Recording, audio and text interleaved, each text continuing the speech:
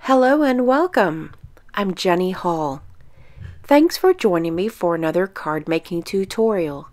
Today I'm creating a card that has a few of my favorite special touches.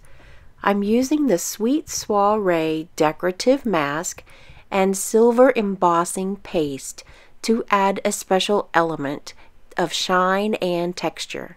This is the first time that I have opened this can, so I'm going to give it a nice stir with my palette knife before I use any of the paste on the mask.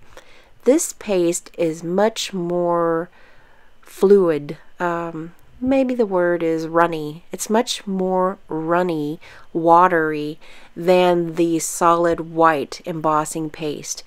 It takes less in order to create a design, so be careful and please clean up your supplies immediately. I want to keep the air out of this can, so I have placed a piece of plastic wrap over the lid or under the lid, then placed the lid on. I've heat dried with a little bit of a low setting and not scorching it too much. So the second element that I'm adding that's a hand touch is I'm going to do some paper piercing and cross stitch.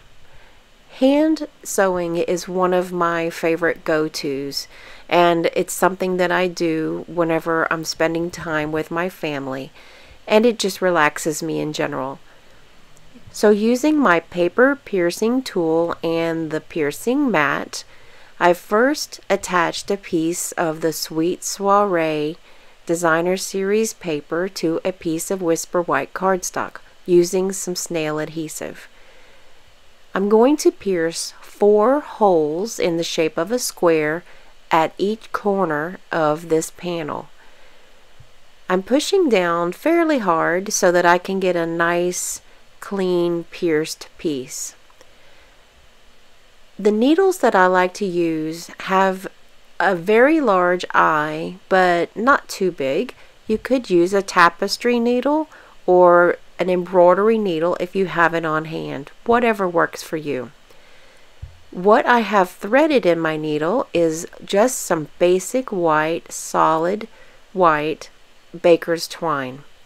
Starting from the back, I'm securing down the tail of the thread with some of the adhesive, and then I'm putting more adhesive on the opposite side to adhere the other tail.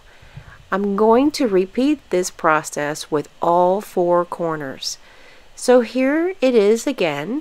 First I secure the tail on the back, then I bring the needle up through each side to form an X, and then I secure the cut end of the tail down to the back of the card as well. Very easy, and you could use any sorts of designs that you can create to go on your handmade card.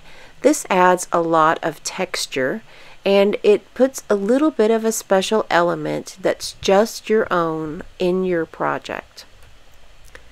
Together with that decorative flower that is like the silver metallic look, there's a couple of pieces here on the card that make it more appealing to me and put a little bit more of myself into the project.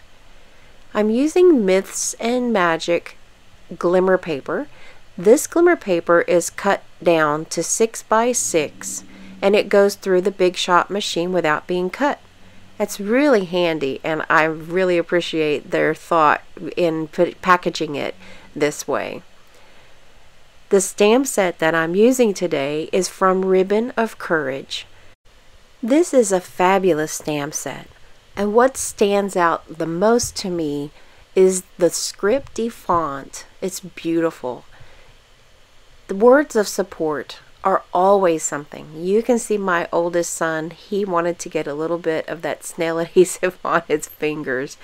My kids are always right with me whenever they're not at school, and so having them come over to my video table is something very natural in my family.